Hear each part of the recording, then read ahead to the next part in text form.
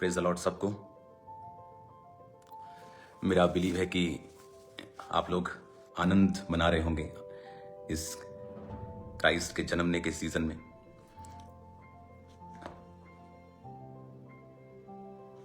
Hallelujah. तो तैयार रहो कल की मीटिंग के लिए।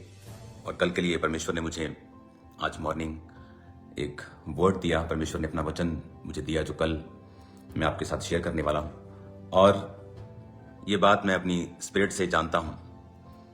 प्रभु यीशु मसीह का जन्म एक आम जन्म नहीं था, हम जानते हैं।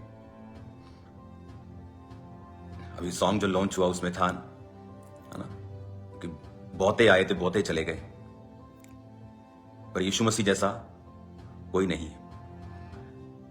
क्योंकि कल आप सिर्फ एक क्रिश्चियन, जैसे बोलते हैं क्रिश्चियन धर्म के परमेश्वर का जन्मदिन है, कल हम सिर्फ रीति और रिवाज से उस जन्मदिन को नहीं मनाएंगे।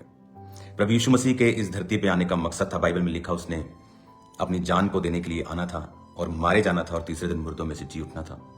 और वचन कहता है कि उसने सारे प्राइस को पे किया, उसने हमारे मूल्य को अदा किया, उसने हमारे बीमारियों के लिए कोड़े खाए, उसने हमारे डिप्रेशन के लिए कांटों का ताज डाला। वो आम घर में जन्मा, बाइबल कहती है। प्रभु यीशु मसीह बहुत अमीर घर में नहीं जन्मे। जानते हैं क्यों? ताकि जितने लोग मसीहा के ऊपर विश्वास करेंगे उनको ये मालूम होगा कि अगर हम गरीबी से निकल रहे हैं तो हमारा परमेश्वर भी एक आम घर में इसलिए जन्मा कि वो मनुष्य की हर एक दुख को नजदीक से जान सके, मनुष्य की हर एक परीक्षा को वो देख सके और उसमें से गुजर सके। हालेलुया। और बाइबल कहती है कि वो हमारे लिए ही धरती पर आया और अपने आप को शून्य कर लिया।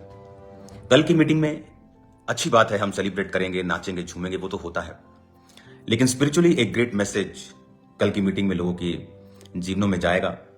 और बहुत से लोग, थोड़े नहीं, इन हंड्रेड्स लोग हील होंगे, इन हंड्रेड्स लोग व्हील चेयरों से अपनी आजाद होंगे, बीमारियों से आजाद होंगे। जो यीशु मसीह के आने का रियल मकसद था कि इंसान को उसकी बीमारी से, उसकी गरीबी से, उसके श्रापों से परमेश्वर को छुटकारा देना था।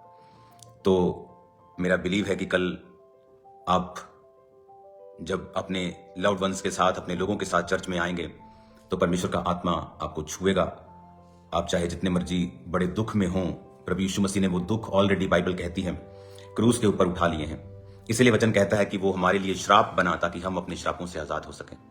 तो गेट रेडी फॉर टुमारो। खुदावन बड़े काम हमारे बीच में करेगा।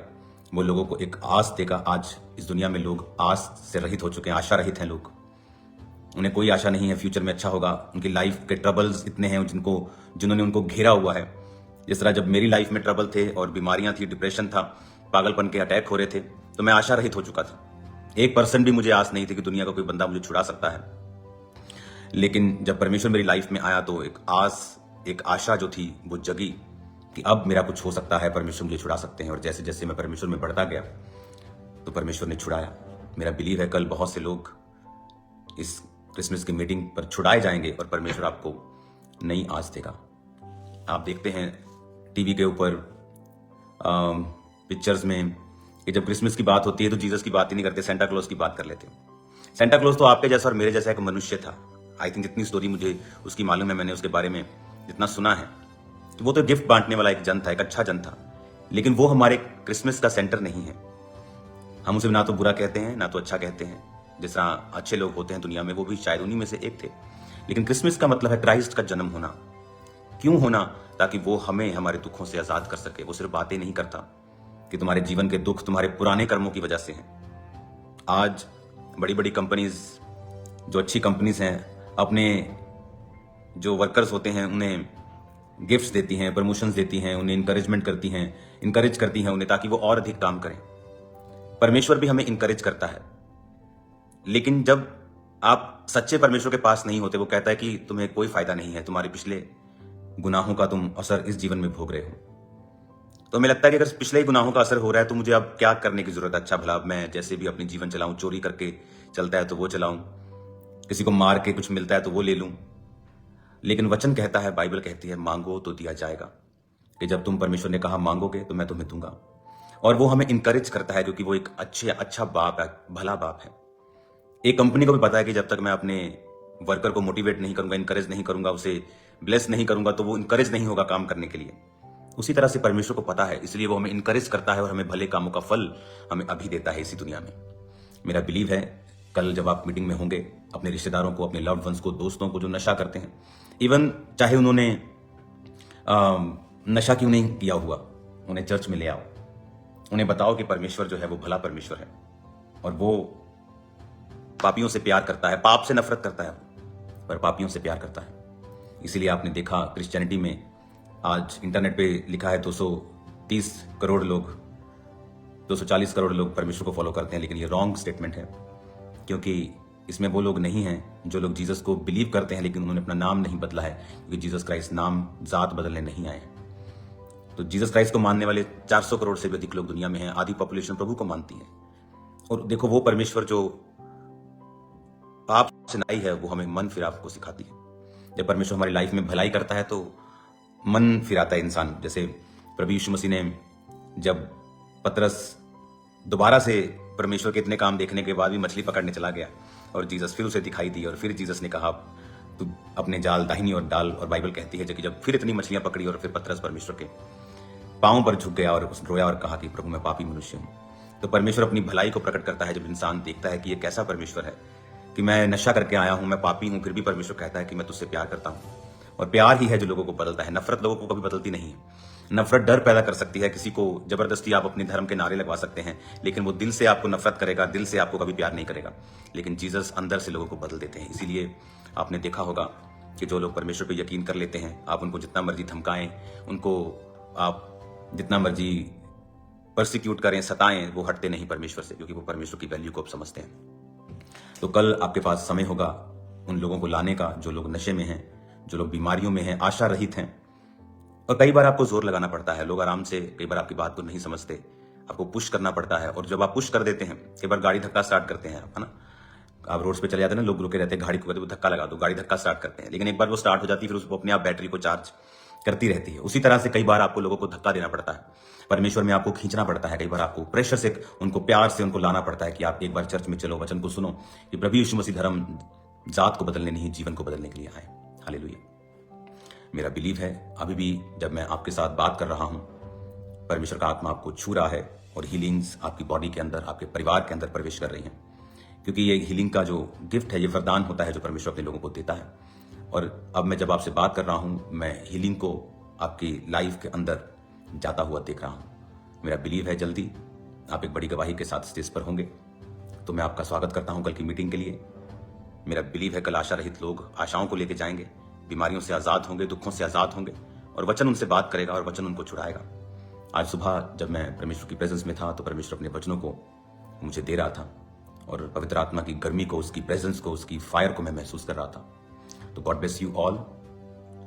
मेरा बिलीव है कि आप लोग परमेश्वर के वचन से कल आशीषित होंगे और आप लोगों को बताएंगे परमेश्वर के बारे में, और हजारों लाखों लोग कल परमेश्वर के नाम में तौबा करेंगे। हालेलुया। तो मीटिंग के बाद लंच होगा और उसके बाद वो आनंद, मेरा विश्वास है, आपको कभी भी छोड़ के नहीं जाएगा। पूरा साल हम इस आनंद में और विक्ट्री में और जीत में रहेंगे। बहुत सी गुड न्यूज़ आपको मैं देने वाला हूँ 31 मीटिंग के बाद। अभी तो इन्हीं मीटिंग्स का हम इंजॉय करेंगे स्पिरिट में, इनको रिसीव करेंगे, इनके वचनों को हम खाएंगे। बाइबल कहती है वचनों को खा, इन्हें पचा, इन्हें पेट में, अपनी आंतड़ियों में घुसा ले। इनको हम पचाएंगे, इनको रिसीव करेंगे, उसके बाद गुड न्यूज़ का सीजन जो है वो स्टार्ट हो जाएगा और बहुत सी गुड न्यूज़ मैं आपको दूंगा। God bless you all. सब जगह आज डेकोरेशंस हो रही हैं, मेरे ऑफिस में, हर जगह, बाहर, अंदर, चर्च में, तो पूरा माहौल बना हुआ है। God bless you all. कल मिलते हैं खुदावंत की प्रेजेंस में। अच्छा, यहाँ कमेंट्स भी आते हैं आपके।